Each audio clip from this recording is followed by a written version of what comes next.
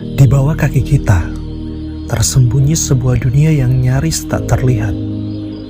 Bukan dunia bayangan, bukan pula dunia imajinasi, tapi dunia nyata, liar, rumit, dan tertata lebih baik daripada banyak kota besar manusia. Ini adalah dunia semut. Mereka bukan sekedar serangga kecil yang lalu lalang di dapur atau muncul setelah remah-remah jatuh ke tanah. Semut adalah perancang ulung, penjaga tanah, pemburu, petani, bahkan budak dan penjajah. Dalam dunia mereka ada perang dan perjanjian damai. Ada kekaisaran yang membentang sepanjang hutan tropis hingga gurun kering. Mereka adalah peradaban tertua dan mungkin yang paling efisien di planet ini.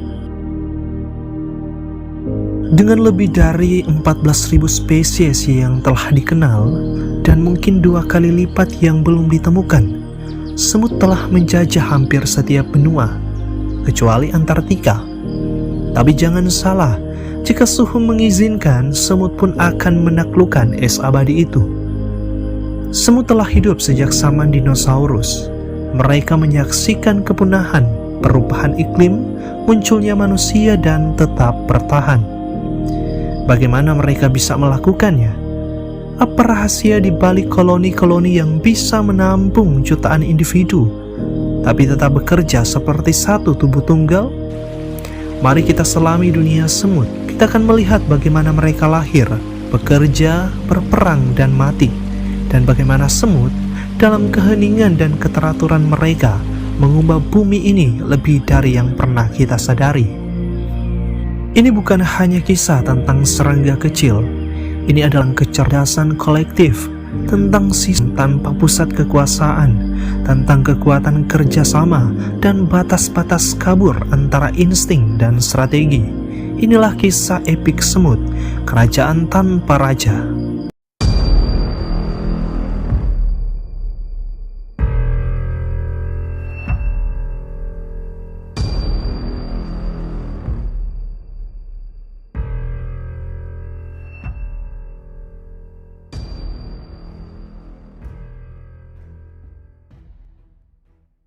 Di dunia manusia, tatanan sosial seringkali rapuh, bergantung pada pemimpin, hukum, dan hierarki yang berubah-ubah. Tapi di dunia semut, segalanya berjalan tanpa suara, tanpa paksaan, tanpa komando yang terlihat. Dunia mereka adalah simfoni keteraturan, orkestra tanpa dirigen. Di jantung koloni, tersembunyi jauh di dalam tanah, hidup sang ratu. Ia bukan ratu seperti yang kita bayangkan, tak bertakhta, tak berkuasa. Ia hanya bertelur dan terus bertelur, ratusan hingga ribuan setiap hari. Dialah ibu dari segalanya, pencipta awal dari generasi semut. Di sekelilingnya para pekerja, tubuh kecil tanpa sayap, tak pernah mengeluh, tak pernah beristirahat. Mereka adalah tukang bangunan, pengasuh, petugas kebersihan, dan pencari makan. Setiap hari mereka bekerja tanpa perintah langsung, tapi semua tahu peran masing-masing. Pertanyaannya, bagaimana mereka bisa tahu? Jawabannya ada pada komunikasi kimia, feromon. Seolah ada internet biologis menghubungkan setiap semut dalam koloni dengan informasi real time.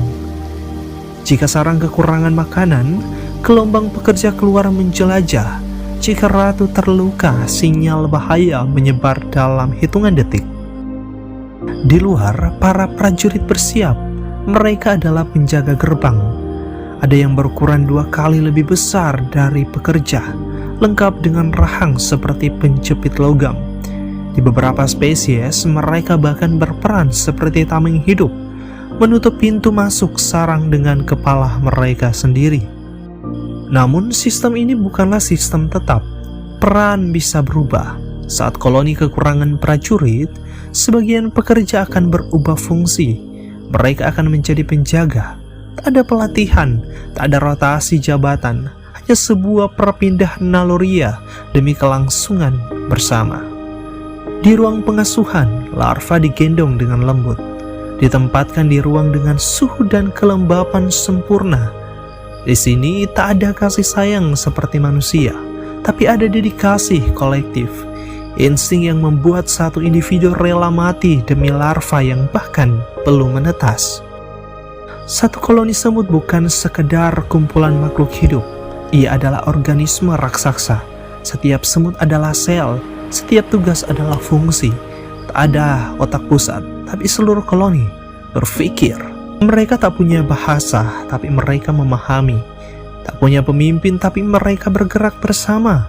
Tak punya keinginan pribadi, tapi mereka membangun dunia kecil yang berjalan lebih rapi daripada peradaban manusia. Inilah kekuatan dari keteraturan tanpa paksaan. Inilah pelajaran tentang harmoni dalam kesunyian. Tanah yang kita injak, dunia lain berdenyut perlahan. Tak tampak dari permukaan, tapi jauh di bawahnya ada kota-kota yang tak pernah kita bangun, karena mereka dibangun oleh semut. Struktur rumit ini bukanlah galian acak. Setiap lorong, setiap ruangan memiliki tujuan. Ada ruang perawatan larva, tempat penyimpanan makanan, lorong pengatur suhu, bahkan ruang pembuangan sampah. Semut tak mengenal arsitek, tapi mereka membangun seperti insinyur. Sarang mereka dilengkapi sistem ventilasi alami. Udara panas akan naik ke permukaan, sementara udara sejuk ditarik masuk dari lubang bawah. Dalam koloni besar ini adalah sirkulasi udara hidup, tanpa kipas, tanpa listrik, tapi tetap bekerja. Mereka membangunnya satu butir demi satu, dalam diam, dalam gelap, dengan ketekunan yang tak pernah menuntut upah. Tapi, bagaimana mereka tahu kemana harus menggali? Bagaimana mereka menghindari tumpang tindih? Sekali lagi jawabannya ada dalam keajaiban kimia, feromon. Feromon adalah bahasa tak kasat mata yang menjadi tulang punggung komunikasi semut. Satu tetes kecil pada tanah bisa membawa pesan, ikuti aku, ada makanan, atau bahaya mengintai. Dan pesan ini menyebar seperti percikan api dalam rumput kering. Dalam hitungan menit, satu jalur bisa berubah menjadi jalan raya penuh semut. Tapi komunikasi mereka bukan hanya kimia. Dalam kondisi tertentu, semut dapat berkomunikasi melalui getaran. Dengan mengetuk atau menggesek bagian tubuh ke permukaan sarang, mereka menciptakan sinyal yang hanya bisa dirasakan oleh antena sesamanya. Ini bukan suara, ini sekali lagi getaran, bahasa dalam frekuensi diam. Inilah cara mereka memanggil bantuan saat terjebak atau terancam, sebuah panggilan tanpa kata. Bayangkan sebuah kota manusia yang dibangun tanpa gambar rancangan, tanpa kata-kata, tanpa suara, tapi berhasil berdiri sempurna.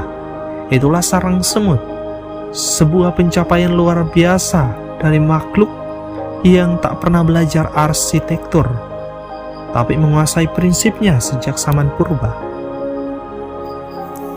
Dalam arsitektur mereka, kita melihat insting yang berpola.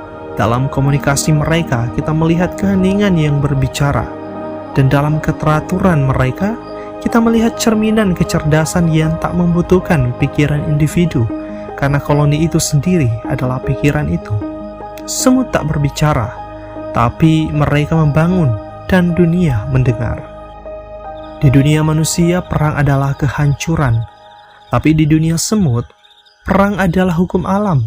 Bukan demi balas dendam, bukan demi kebencian, tapi demi kelangsungan hidup. Inilah dunia tanpa diplomasi, di mana batas wilayah dijaga dengan feromon, dan kesalahan sekecil apapun bisa menjadi alasan untuk invasi. Ketika dua koloni saling bersinggungan, pertempuran pun dimulai. Bukan satu lawan satu, tapi ribuan lawan ribuan. Gerombolan tentara dengan rahang raksasa, rahang pemotong, duri tajam dan senjata kimia yang disembur dari tubuh mungil mereka. Semut tak kenal takut, tak kenal mundur, mereka bertarung sampai mati. Di Asia Tenggara ada semut Champenotus saundersi. Mereka tak hanya bertarung, mereka meledakkan diri. tubuh mereka pecah dan mengeluarkan zat beracun lengket yang melumpuhkan musuh. Ini adalah misi bunuh diri, tapi bagi koloni, satu kematian demi banyak kehidupan adalah pengorbanan mulia. Di Amerika Selatan, semut Amazon tak sekedar menyerang, mereka menculik. Larva musuh mereka bawa pulang dibesarkan menjadi budak. Budak yang tak tahu bahwa mereka pernah menjadi bagian dari musuh yang kini telah tiada. Ada koloni yang bertahan dalam konflik selama bertahun-tahun. Perang parit, serangan balik, sabotase jalur makanan. Beberapa bahkan menempatkan penjaga di pos-pos tetap seperti tentara manusia menjaga perbatasan negara. Taktik mereka mengejutkan, ada yang menyerap dari balik batu, ada yang membuat lorong rahasia menuju pusat sarang musuh. Beberapa bahkan memotong jalur pulang semut pencari makan, membiarkan mereka tersesat dan mati berlahan.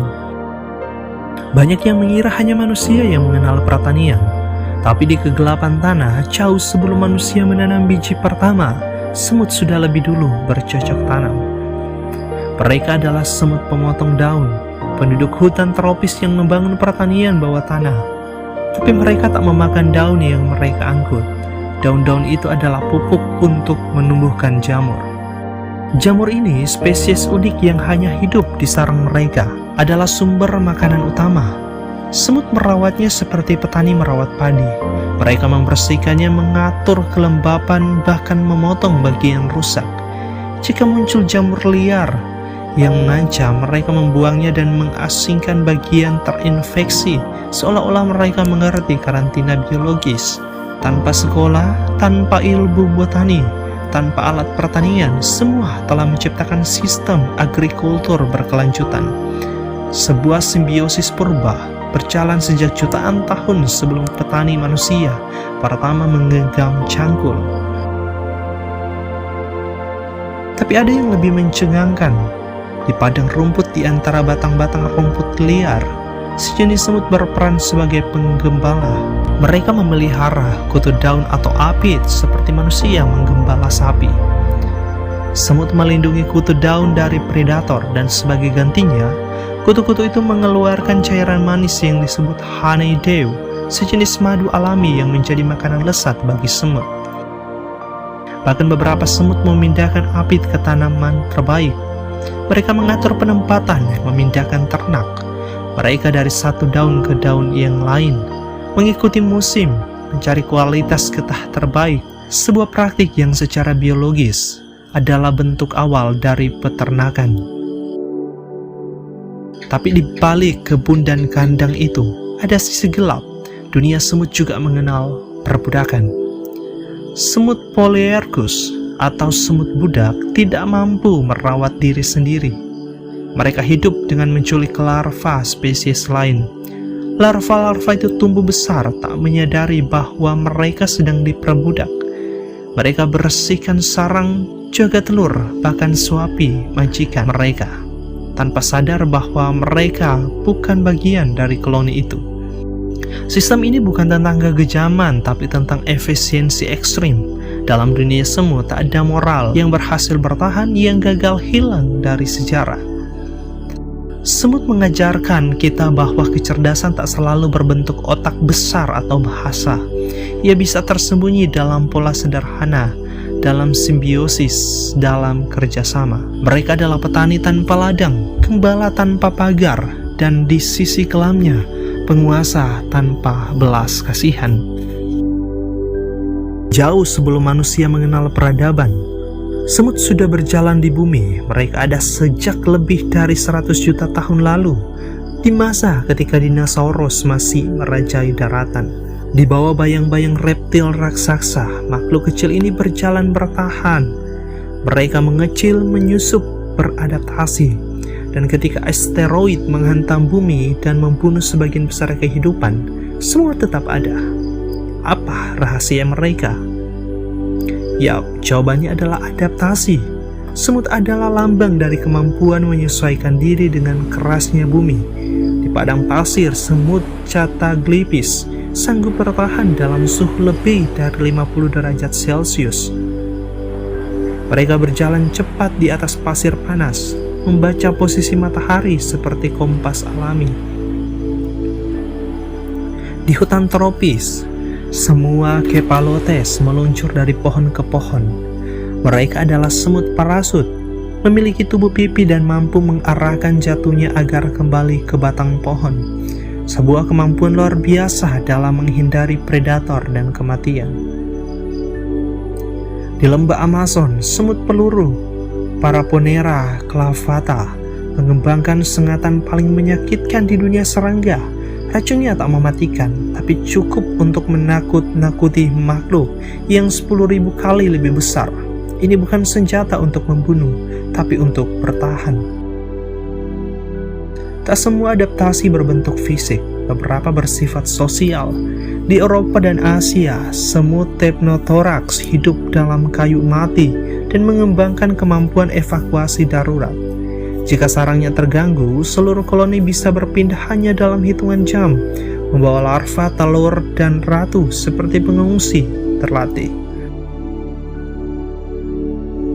Dari kutub hingga hutan, dari tanah basah hingga pasir panas, dari kanopi pohon hingga dalam tanah, semut telah menjelma menjadi lebih dari sekedar spesies. Mereka adalah arsitek adaptasi. Mereka mengecil, menyatu, membaur, berkembang. Mereka tak menantang alam, mereka mendengarnya. Dan dalam setiap perubahan besar di planet ini, semut selalu menemukan cara untuk bertahan dan berkembang. Ketika spesies lain menghilang, semut tetap melangkah. Mereka tak berambisi mendominasi, tapi justru karena itulah mereka tak tergantikan. Waktu telah mengasah mereka, dan bumi telah menerima mereka. Dalam dunia yang saling bersinggungan, tak ada makhluk yang hidup sendiri. Bahkan semut yang tampak mandiri dan kuat dalam koloni besar adalah bagian dari jaringan biologis yang kompleks. Mereka tak hanya hidup bersama semut lain, tapi juga berdampingan dengan ratusan spesies dalam hubungan yang kadang menguntungkan, kadang mematikan. Di padang rumput Eropa ada seekor kupu-kupu bernama Maculinea rebelli, tapi ia bukan tamu biasa. Larvanya menipu semut dengan zat kimia khusus, berpura-pura menjadi larva semut. Semut tertipu. Mereka membawa larva kupu-kupu masuk ke dalam sarang, merawatnya, bahkan memberi makan. Mereka tak sadar bahwa si penyusup diam-diam memakan larva asli mereka dari dalam. Sebuah penipuan halus yang tak dideteksi karena bahasanya adalah kimia, bukan suara. Dan manusia pun ikut menjadi bagian dari ekosistem semut, meski seringkali tak sadar. Di ladang kopi, semut membantu petani dengan membasmi hama. Di hutan, mereka membantu menyebarkan biji tanaman tertentu melalui proses yang disebut Mayer-Mecochori, penyebaran benih oleh semut. Biji yang memiliki lampiran lemak disebut elaiosome, sangat disukai semut. Mereka membawanya ke sarang, memakan bagiannya, dan meninggalkan bijinya dalam lingkungan yang kaya hara, seperti petani yang tak sadar sedang menanam. Tapi interaksi paling mencengangkan terjadi saat semut justru dikendalikan oleh jamur. Jamur Ophiocordyceps unilateralis masuk ke tubuh semut. Ia mengontrol sistem saraf semut, memaksanya naik ke ketinggian, menggigit daun, dan diam di sana hingga mati. Dari kepala semut, jamur tumbuh, menyebarkan spora ke tanah di bawahnya. Sebuah tragedi biologi sekaligus bukti bahwa bahkan makhluk paling terorganisir pun tak sepenuhnya berkuasa atas dirinya. Semut bukanlah entitas terisolasi. Mereka bagian dari tarian ekologi yang rumit. Terkadang mereka memimpin, terkadang mereka tertipu, terkadang mereka jadi tuan rumah, terkadang mereka jadi korban. Dan dari semua interaksi itu, satu pelajaran muncul. Di alam, kekuatan tak selalu berarti menang. Terkadang kekuatan berarti kemampuan untuk hidup bersama. Selama jutaan tahun, semut telah menorehkan sejarah evolusi yang luar biasa. Mereka bukan hanya serangga kecil yang sibuk mondar-mandir, tapi arsitek alam yang membangun koloni megastruktur. Petani jamur bawah tanah, pengembala kutu daun, bahkan prajurit dalam perang-perang skala mikro. Mereka hidup tanpa raja yang memerintah, namun sistem sosial mereka lebih tertib dari banyak kerajaan. Dalam diam mereka menunjukkan etika, kerja kolektif, pengorbanan, bahkan solidaritas. Setiap individu tunduk pada tujuan yang lebih besar, koloni. Dari bab ke bab kita telah menyaksikan kecanggihan sarang mereka, struktur sosial yang nyaris tak tertandingi, dan cara mereka menghadapi tantangan dunia. Kita melihat bagaimana mereka bercocok tanam, membentuk simbiosis, bahkan menghadapi perbudakan dan manipulasi. Di dunia mereka tak ada ego, tak ada ambisi pribadi, hanya tugas berkelanjutan dan keseimbangan. Tapi semua juga mengajarkan hal lain, bahwa sistem seefisien mereka pun tidak sempurna. Mereka bisa ditipu, diperbudak, dan bahkan dikendalikan oleh makhluk yang lebih besar, lebih licik. Dunia mereka, seperti dunia kita, adalah arena interaksi antara kerjasama, pengkhianatan, dan adaptasi. Semua tidak berambisi menciptakan peradaban seperti manusia, tapi justru karena itulah mereka mampu bertahan lebih lama, lebih dalam, lebih tersebar. Mereka hidup dalam harmoni dengan waktu dan lingkungan, mengikuti hukum alam bukan melawannya. Dan mungkin jika kita cukup rendah hati untuk melihat ke bawah, kepada makhluk-makhluk kecil yang nyaris tak terdengar, kita akan belajar satu hal besar, bahwa kadang kebijaksanaan terbesar datang dari mereka yang paling kecil.